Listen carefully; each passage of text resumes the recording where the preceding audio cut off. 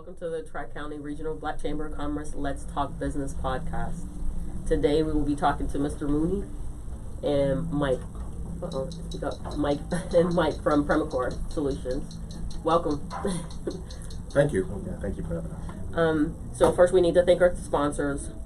Southwest is a proud sponsor of Tri-County Regional Black Chamber of Commerce and of course Premicore Business Solutions. So gentlemen, go ahead and introduce yourselves and tell us a little bit about you. My name is Don Mooney. I'm the owner and founder of Donald L. Mooney Enterprises, which has several businesses: Nurses Etc. Staffing, Premicore Solutions, Vertus, and also Synergistics. Synergistics. Yes. Okay, cool. Can't wait to dig into this. Okay, what about you, Mike? Mike Brackens. I am the Regional Business Developing Manager for Premicore here in Houston. Nice. Guys, okay, my name is Tabitha Bear and I'm going to be your host today. So let's dive in. So you mentioned a bunch of businesses. So you into a lot of businesses. Yes. So when did you start your businesses? Well, I spent 22 years as a soldier, 3 years in education, as a dean of boys and a commandant of cadets at a military school. And I was 48 years old and I always wanted to start a business. So it's never too late to start, is what you're saying. It's so we never can start too- whenever we're ready. I was 48 years old. You're never too old to start a business. You just have to have the heart and desire and the passion for it. Well, that's awesome. So why did you choose the businesses you have? Well, I like dealing with people, and the reason why I started my first business, Nurses Etc. Staffing, I call it Providence. God sent it to me because I was not looking for this business. Really? I went fishing and saw this business, and I said, I can do this. This is the business for me. Fishing? I went fishing and I saw this business by happenstance, and I said, I can do this business. And it was a nurse staffing business run by a African American lady who had a business in the valley, and she became my mentor. I need one of them. Yes. I need a mentor for sure. So it was placed on your heart to start a staffing business. Yes, it was. And the reason why is because it was, first of all, it involved people. I didn't want a business that involved inventory or food or anything like that. I grew up in an environment in the Army, working with people, and that's where my skills lied. So you really do like people. So you wanted to make sure that you were able to give back to those people. Yes, and it's hard to go to an employer and say, "What are you good at?" I'm good with people. Everybody is. Everybody says that. No. I can't say that. I run into a lot of those people who are not good with people.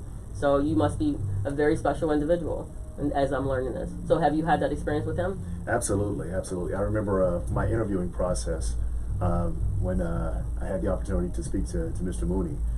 The one thing that was very evident, that he's a man of respect, that he's very interested in the well-being of the person, and what they bring to the table was pretty much secondary. And so I really appreciated that about meeting Mr. Mooney. Awesome. That's good, because I've been in other places where people, although they're the key to the business, but they're not treated as such. And so that's why, we talk about that all the time, and we say people do not leave jobs, they leave people. Sure, right? Absolutely. And so that's a really good example or understanding of why, because if you're not willing to put pour into those people for them to be better and better individuals, then of course they're going to leave. They're going to go and find some place where they feel more comfortable. Sure, and one of the things, I grew up in the Army. I went to military school. I went to 2 military schools before going into the Army. One as a student, 2 years. Then I went to the military academy at West Point for 4 years, and then went in the Army for 22 years. And we would always say, people first, mission always. Oh, I like So that was, you cannot accomplish the mission unless you have people, and you have to respect the people. that. Cool, I like that. So, and all of the businesses, or all of your businesses, are they staffing? Yes, they Related? are. Yes, they are. We're in the human capital business. You got a lot of them. There's a Yes. whole bunch of people out here that need jobs and stuff like that. So, what's been one of your biggest obstacles? Well, my biggest obstacle, of course, has always been myself, is overcoming my fears and overcoming my shortcomings, and that has been my biggest obstacle. The second obstacle is capital, of course. A lot of us start out and we do not have enough money to start a business. So, but overcoming myself, and it took me 48 years so I could have enough gumption to start a business. Really? Yes, I mean, I was in several other businesses. I was in Amway 4 times. I was in insurance, sold insurance. I did other things, but for me to really start the business that I started in 2000, I had to overcome myself. Oh, okay. Well, a lot of people have to overcome themselves. Right. So, what advice would you give to those people who have to overcome that fear?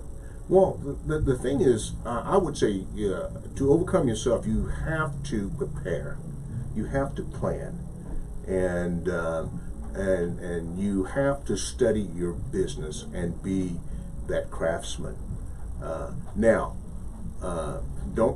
You'll never be 100%. Okay, because I was going to say. You'll never be 100%. The best advice I received was from another business person. She told me, says, Mooney, you've done enough marketing, you've done enough preparation. You need to put on your suit and put some cologne out and go out and sell. Oh, really? Yes. Oh my gosh. See, my tears are building up. Because I get that part. So as an engineer, because that's my practice, right? So we over-engineer everything. We plan, we make everything in theory works. But when we step out in reality, we just get smacked by that 2x4 that says, well, maybe you didn't plan enough. But it wasn't, I don't think it's always not planning enough. I think there's things that we just do not see as we're walking that path. And so that's important for us to do the plan so that we at least have a map to get to where we're going. And then we can adjust to anything that will come around. Yes, and I am an engineer also. That's what my degree is engineering. I went to the school which was the first engineering school in the United States, which was founded in 1802. So, is it HBCU? No, it's the Military Academy at West Point. Oh, okay. I should have been paying attention. I clearly wasn't paying attention to that part. I thought when you said you grew up in the military, I was thinking, oh, okay. Well, he figures 18 years of age. That's when it was. You meant you were like young and growing up in the military. Yes, the first time I went to military school, and I received a scholarship to go to a school in San Marcos. It's called San Marcos Baptist Academy. First black kid to graduate from that school. I was the only black kid there, and so my mentor provided me and several other boys a scholarship. Then I got an appointment to go to West Point, and spent 4 years there. Received my degree in engineering, and then went into the military as a second lieutenant. Yes, I did learn that we could do that, but I'm not a camper. I can't do that. So I can't do that. I love camping. Go ahead. No, I'm just not going to do that. I lose water and power and stuff, and I'm like, I got to go to a hotel, y'all. I can't be here. This is not my friend. Mike, have you ever started a business? So almost the exact same thing. I did Amway. I did I did a couple of other ones. Okay. The one thing that I appreciate about working with Mr. Mooney, there's two things that he asked. Well, there's one thing that he asked, and then there's one thing that he ends with. He always asks how my family is to start off. Then I get the meat and potatoes of what the meeting's about. Then the last thing that he asked me is, what do you need? What do you need from me? Not too many leaders do that. Yeah. It's about, I've given you this, now it's time to do something different. but I always have the opportunity to feel like I'm in business for myself, but not by myself. I love that. That is awesome. Because I think that a lot of times people, I mean, I'm by myself a lot. Yeah, I'm lacking some people skills. So, because you spend so much time by yourself and you kind of start to forget about, you know, how to engage with different people. Mm-hmm. I think being so logical most of the time, just trying to figure things out. And so I don't forget people because I built my one-star model on people, what I want to do for people, how I want to help them before I help myself. Unfortunately, I need to switch that a little bit, but I still do. My end goal is to help as many people as I possibly can. So that is always for me, and that clearly is something that you are you are actually executing every day with your businesses. I try my best, and we're human, and we're going to make mistakes, and we're going to do those sorts of things. But I truly enjoy people. People energize me, and seeing people succeed.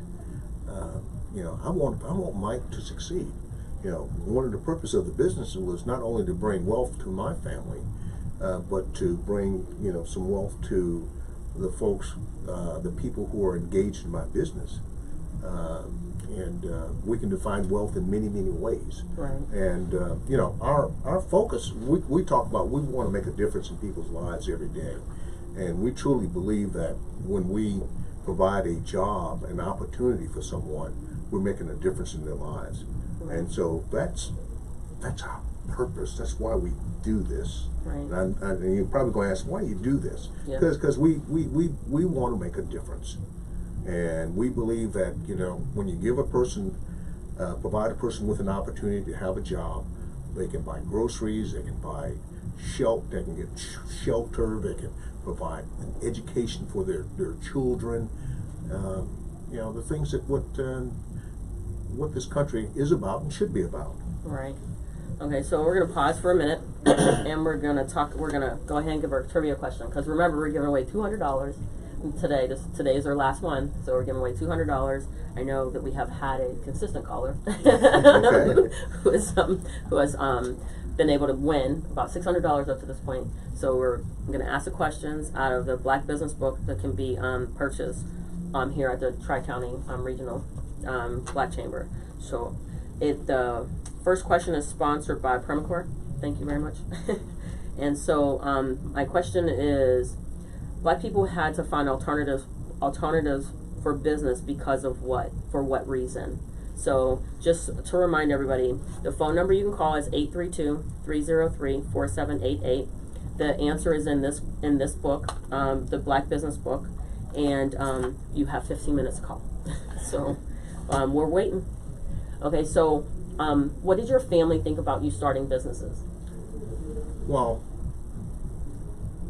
I've always been a little bit different.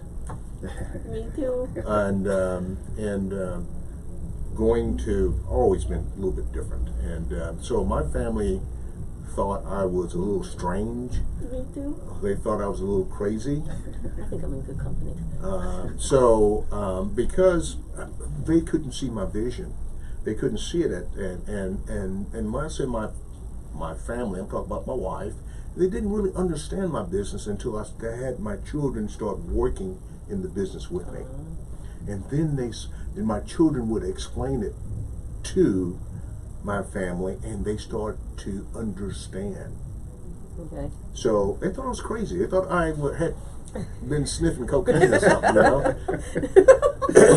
I'm dead serious. They said, "Whoa, did Don get a hold of some stuff when he was in Korea?" Oh my gosh, that is not what we taught him. Yeah. So what has history taught you about business, though? Well, what history has taught me about business is that, generally, if we work hard and we work smart, we can be successful.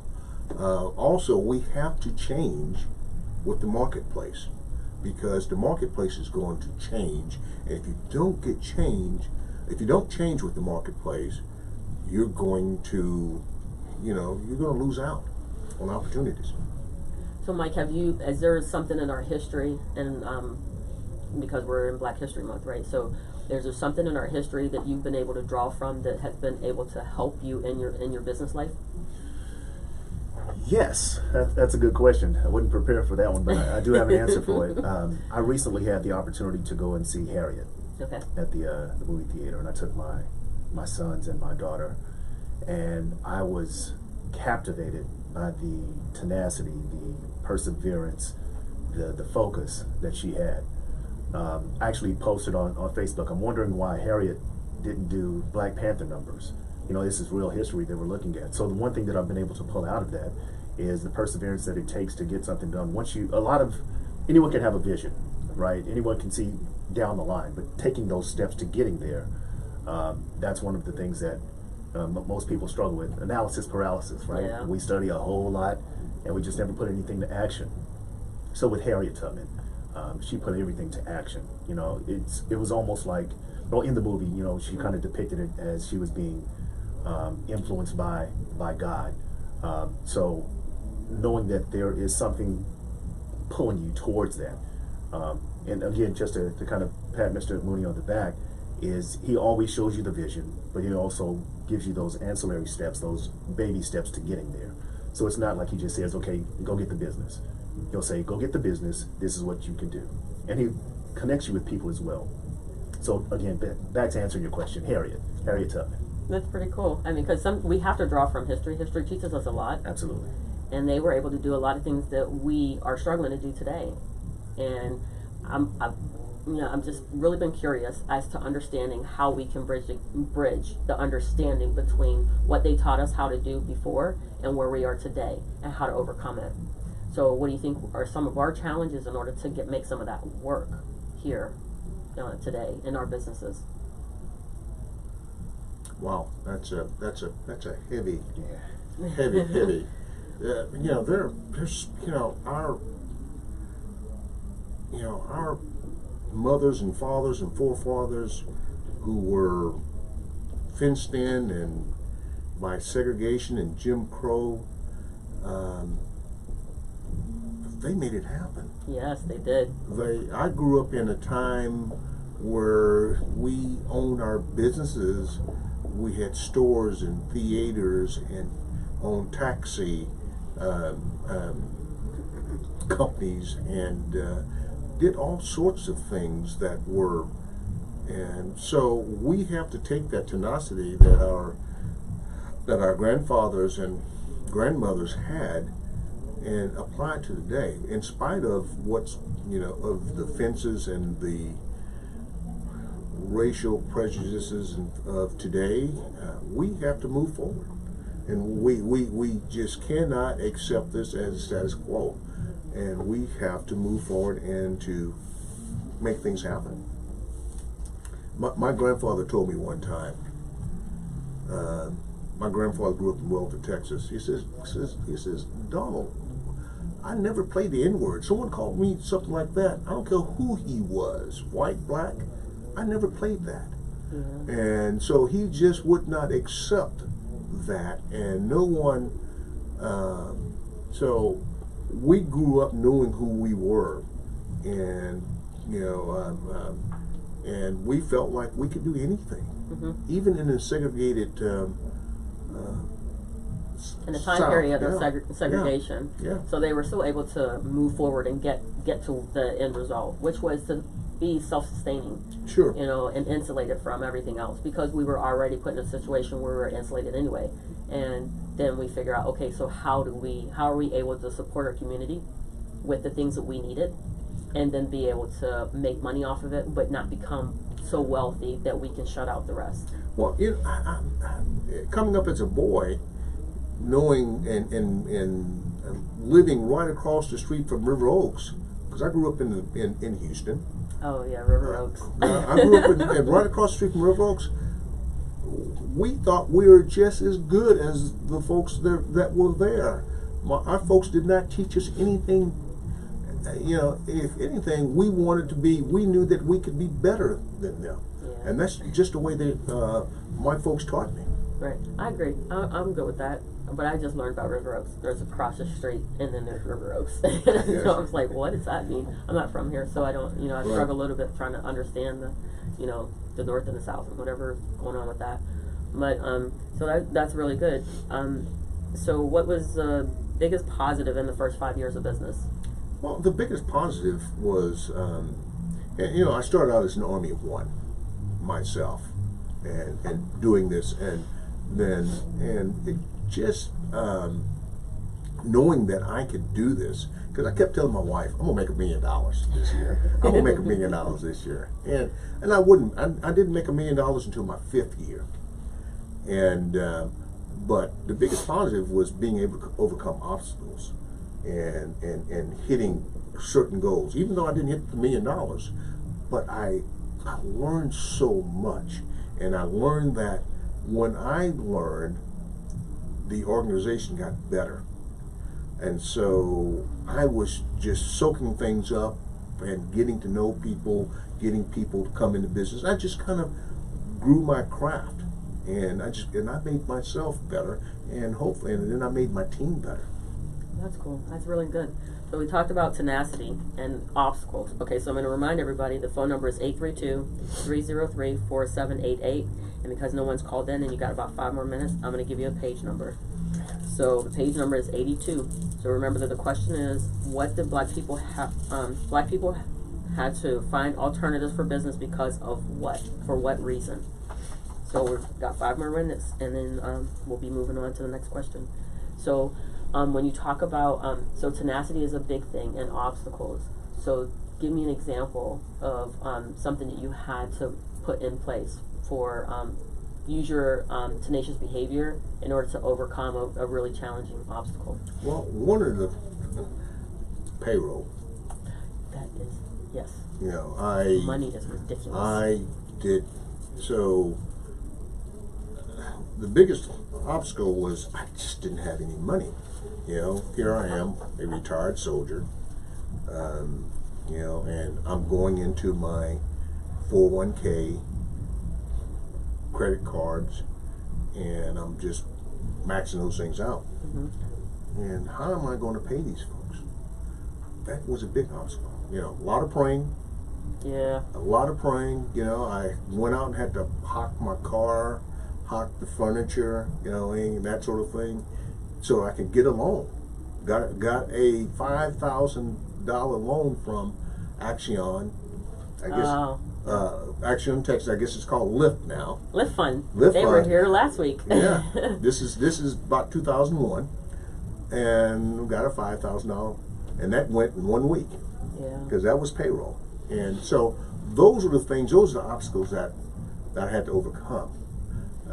You know, I had to sell a house so I could get money to payroll my people. And then I started growing real slow and just self-financed myself. Didn't get a loan, a line of credit, until 2012. 12 years after I started the business. Wow. Yes. And other obstacles,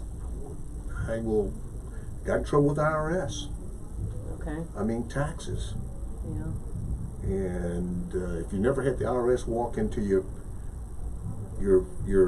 office, it scares the heck out Yes, of you. indeed. You know, they're looking for 941s and 940s, and that's make sure you're current. So a lot of things, payroll being the biggest one, having the right team is another obstacle, and finding those folks that will want to be on your team, have the right skills. Are they trainable? Do they want it? Do they get it? Do they understand the business? And those were many of the challenges that we had when we started. Yeah, I can see that because even in my business, yeah, that's what keeps me up at night. There's 2 things that keep me up at night. One is the safety of a child. Yes. 2 is the financial positioning for Yes. the business. And when I say I don't sleep for those reasons, because I get very frustrated when I see different things that were preventable, and I know that the person that is leading that group had an opportunity to make a change. And then when I go out and I get 100 no's and no yes, and it just starts to rock my core, my confidence, so I can't go out and move any further. So it makes it a little bit harder. So Mike, I'm going to ask you, what challenges have you had to deal with and use your tenacity to overcome? Well, the last thing that you just spoke on, going through the no's to get to the yes. Most people do not like rejection, so it creates this barrier of, if I get told no one more time, this isn't for me, or maybe this is not what's for me. God didn't tell me to, they make up all type of excuses. But as far as challenges, that's probably the only thing. But I understand that, you either win or you learn. Yeah. No such thing as failure, right? Take what you can from the no and build on top of that. So when we talk about the no's, though, so the no's, because I'm pretty sure you've received a lot, because it took you 12 years to get funded, Sure. and then a small funding, right? So the no, what do you do when the no is no with no explanation, or no with no opportunity to grow from it? Well, I'll go on to the next guy. Just keep moving on. You keep moving, and you keep moving. I mean, you try to find out why. And one of the things I've learned in this business is that 3% of the people will buy from you right now. Okay. 6% of the people will look at what you've got to sell and buy it later. And then 30% of the people will look at it and won't buy from you, and 60% will never buy from you. So you have to find who is. You just got to keep moving. You just got to keep moving, and it hurts. It definitely does hurt, and that's why I said I had to overcome myself, because I'm sensitive. I like people, and I want people to like me. But if I want this business to be successful, I'm going to have to learn how to, accept the no's and keep moving on. But you always, what I do is I do a debrief in my head or something like that, and say, Postmortem. So what could I've done better, and that sort of thing. Yeah. And you try to do it better. You try to make your presentation better, and so. I mean, every year, first year I did $460,000. Second year I did $660,000. The third year I did $890,000. The fourth year I did $850,000, and the fifth year I did $1.2 million. Okay. And so, I mean, I'm progressing. So you're moving forward. You're moving forward. You're going to see, but I heard you hear a lot of things. I heard that one guy told me, "They're not going to sell to you. You're too short." What? What did height have to do with this? I know.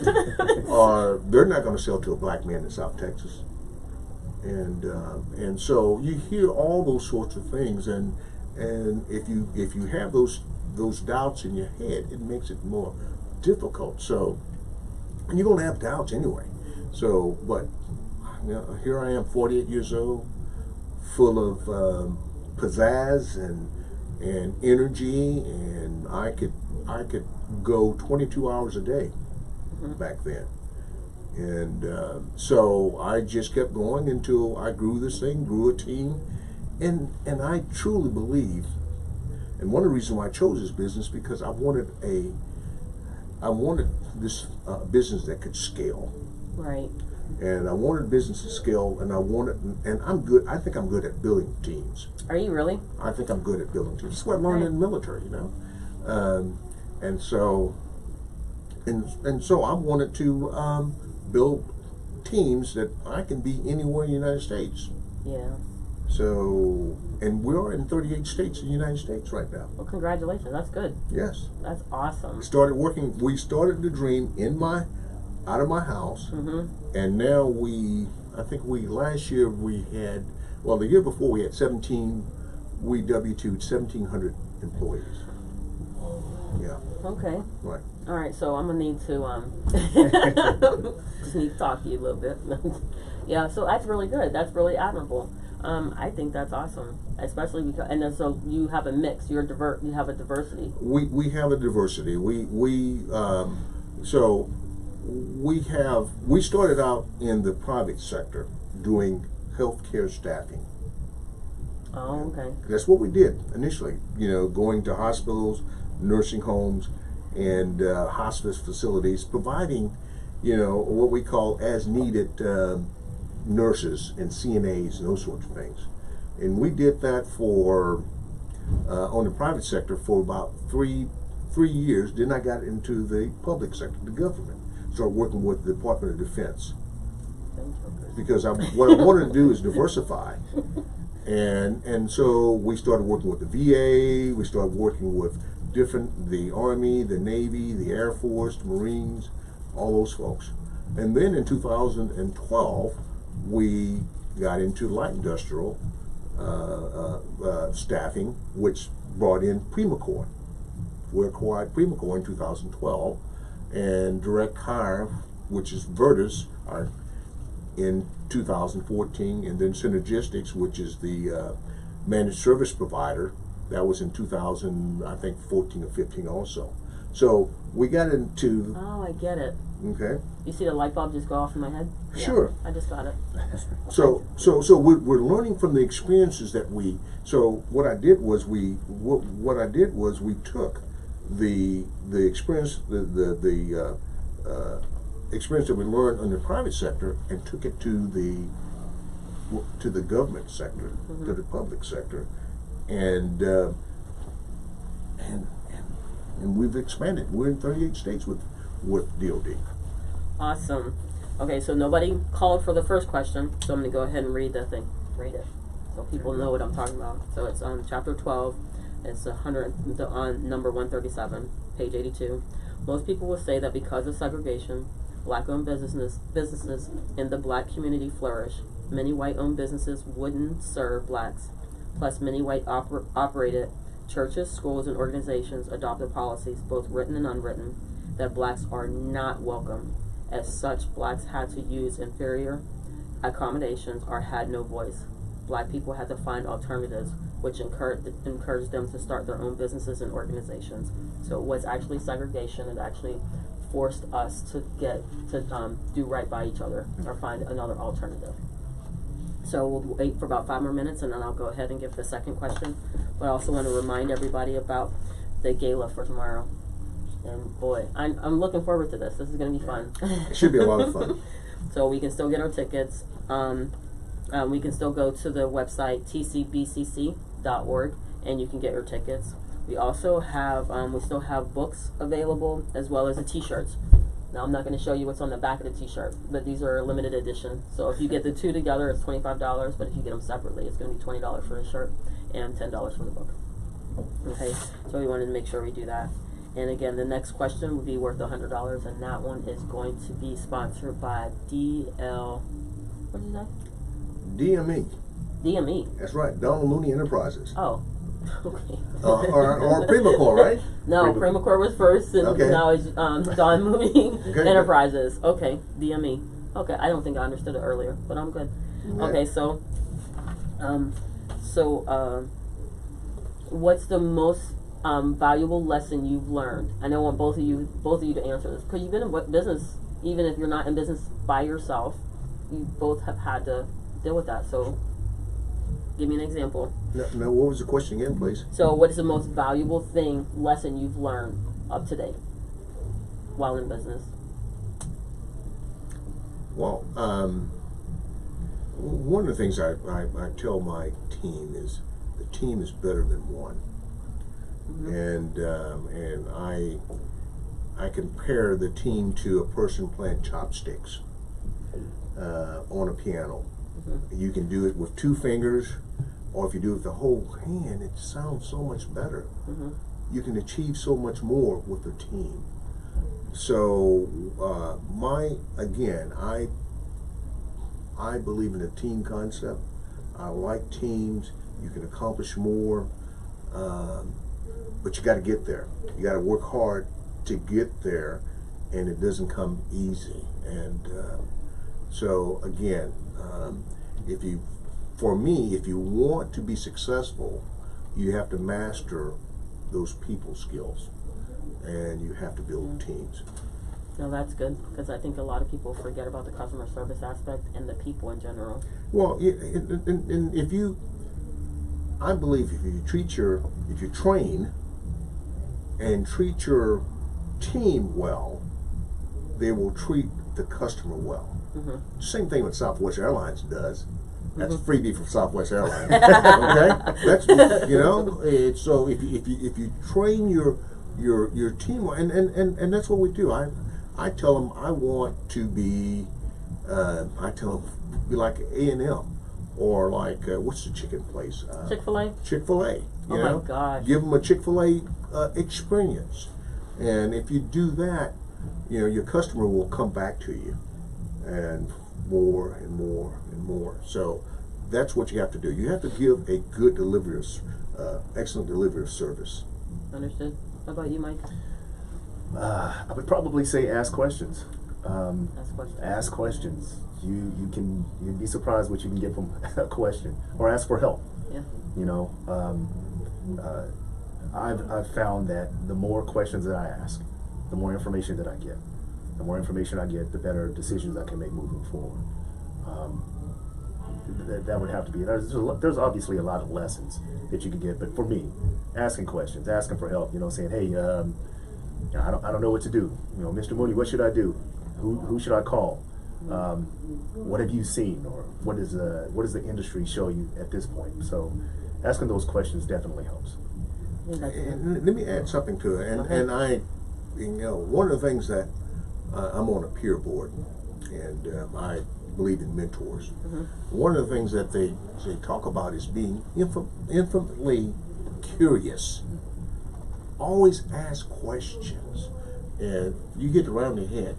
You know, not only ask your customer questions, ask yourself questions, ask your team questions. Don't be the know-it-all. Yeah. So I like that, because I had an experience yesterday, and it was good. But what I asked a whole bunch of questions, and I thought I understood what they wanted, and how their process was. Yes. And then yesterday I asked the question in just different way, and the true answer came out, and it actually explained why I was struggling with trying to get something implemented. And then I was like, I get it. So Yes. now I just have to ask a specific question in order to understand the whole entire process, in order for me to implement properly, without the hiccup that I ended up with yesterday. Right. So I learned from the question, and I ask tons of questions all the time anyway. So I'm always like, well, what is that? You know, what about this? And I'll tell you, this is kind of embarrassing, I think, but I'll give it to you anyway. So I walked into one of the stores, a black-owned bakery, and she said, well, what do you want to buy? And I was like, I don't know. I said, I just wanted to support you, so I just came to support you. So, what are you known for? And she says, tea cakes. And I was like, what is a tea cake? And she says, you never had a tea cake? And I was like, no, I don't know what you're talking about. And so I walk around, and she's still talking, and she's explaining what flavors she has and things like that. And I walk up and I said, is that a tea cake? And she said, okay, no, I'm gonna have to go. You stay right there, no move. Right? So, but had I not gone there to figure it out or asked the question, I would have never known that those things even existed. Because I'm not from the South, I'm from the North. Where are you from? Pittsburgh, Pennsylvania. Oh, okay. So I don't know anything about it. I didn't understand. And then I was like, oh, I got a tea cake. It was good. And they're like, you're supposed to eat it with tea. And I was like, what? Again, something else? I don't understand any of this. So I was like, okay, cool. So I learned something new. I'm happy that I learned something, and I was able to support a business that I didn't know existed before. So I think it was good. But asking questions is definitely important. So And we know, and I know what a tea cake is, and I love them. do you really? Yes. Man, I just didn't know. Grandma used to make them all the time. Absolutely. I was in there, I was like, is that it? Is that it? I don't understand. What are you talking about? I didn't know it looked like a cookie. I just Yes, thought it looks just like a cookie. It's like Exactly. a cookie. So, all right, so we're going to ask the second question. You ready? So remember, the phone number is 832-303-4788. So the other question is, I'm looking for the person who owned a chain of boarding houses, laundries, and other businesses. Who is that person? So you have 15 minutes to call in. Okay, so you mentioned before you had to get out of your own way, Yes. but you never kind of explained how to get out of your own way. Well, that's the difficult part. You know, we all have fears. We all have fears. One of my fear was getting in front of people and selling myself. Okay. So you have to get out. First of all, you have to prepare. You might have to write up a script for yourself, and you know, you script to call people. I've tried that. or a script to go and talk to people. And so my thing was, and the reason why I was not successful in Amway was because, I don't particularly, I love people, but, but selling things to people is difficult. Yes. And so it's difficult, and especially, and so I had to prepare myself to do that, and that's what I had to do. And I had to, like the lady told me, Don, you need to put a suit on, put some cologne on, and get out and do it. And I just had to go out and do it. I got turned down so many times. And then I had to have someone, finally I got a young person who showed me how to do it, and I went with it. Okay. So you may have to have a mentor or someone to show you how to do it. Here I am 48 years old, and have a 23-year-old guy show me how to do it. Yeah, so it doesn't matter how old they are. No, it does not. That they can do it and show you how to get it done. Yes. I'm always looking for those people. Right. Well, I remember one of the first times I went with him, and I went to these folks are still a customer, and I was trying to sell something to this customer, and I hit my bill rate, what I wanted to sell this product at, and the profit I wanted to get, and the customer said, well, we can't do it at this, we can do it at this. And so we did not close the deal.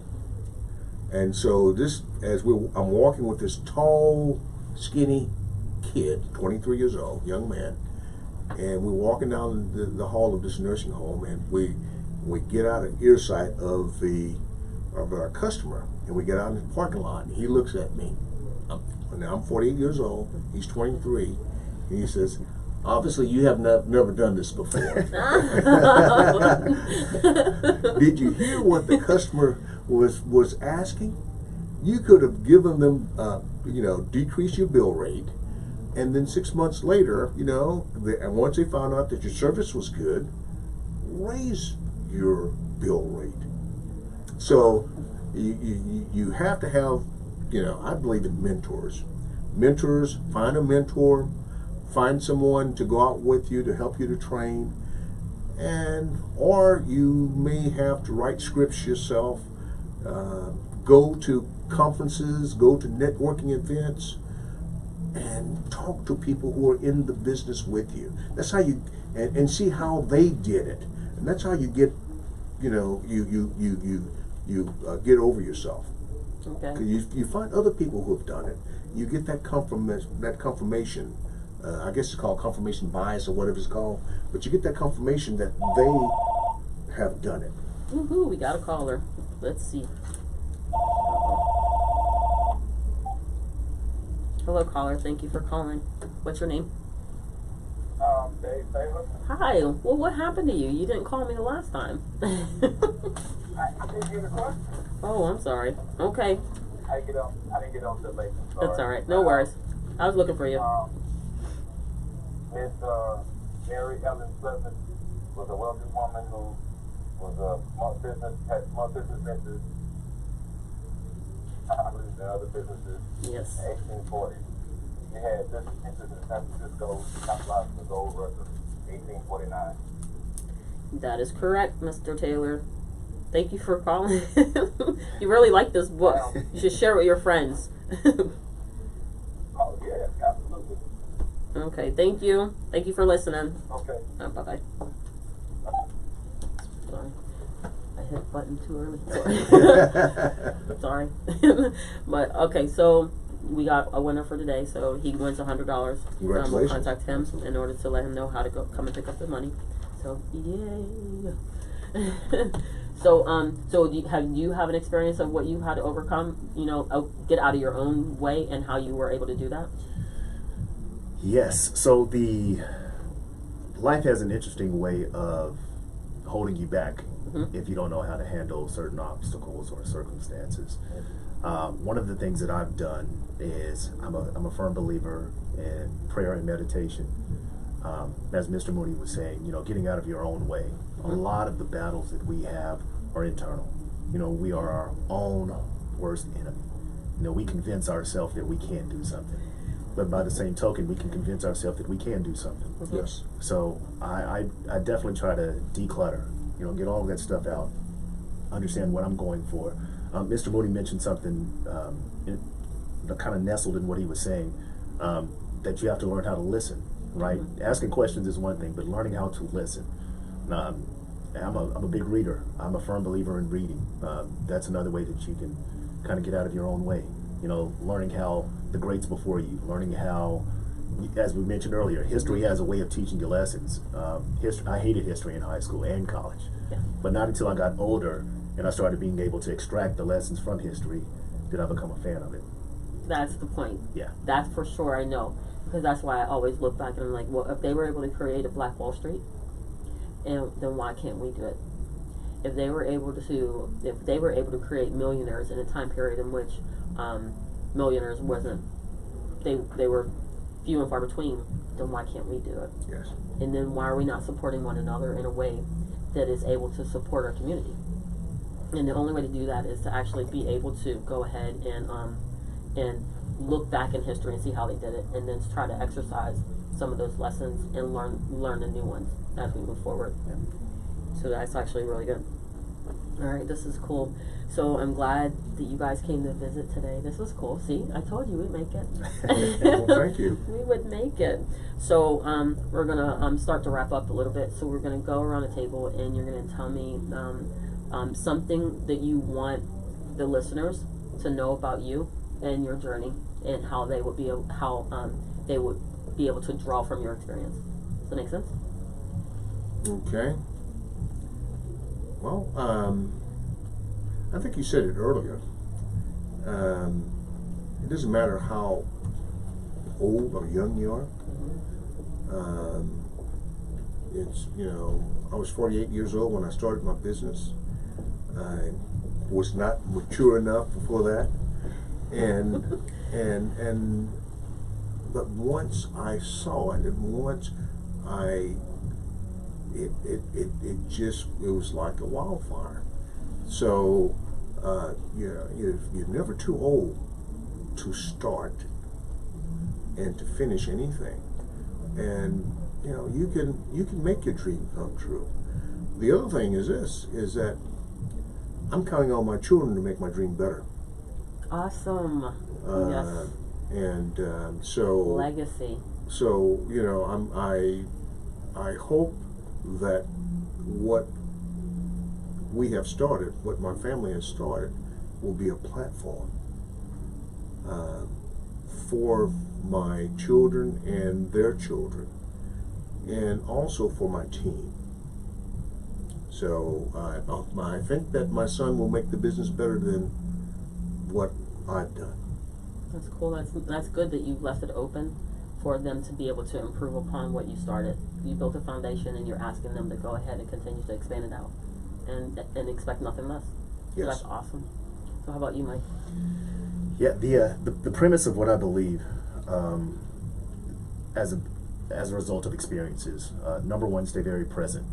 Right, you can't do anything about the past.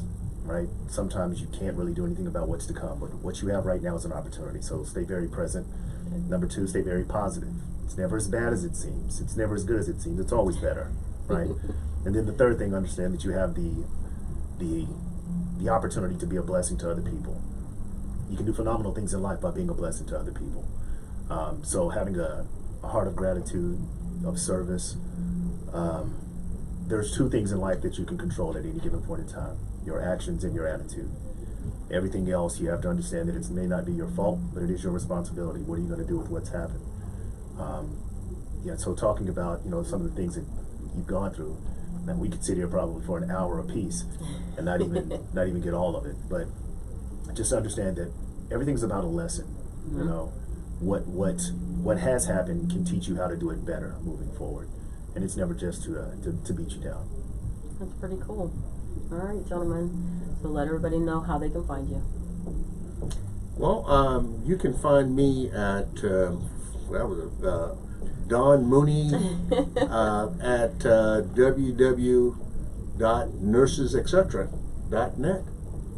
www.nursesetc.net. Yes. All right. Okay. and I will Primacore. I'll stay there. So it's www.prima-core.com. All right, cool. And you can find me at www.kyksfirst.com. That is going to be keepingyourkidssafe.com. So, all right, thank you, gentlemen, for coming. This was awesome. Thank you. Well, thank you. This is cool. All right, so enjoy the rest of your day. Thanks.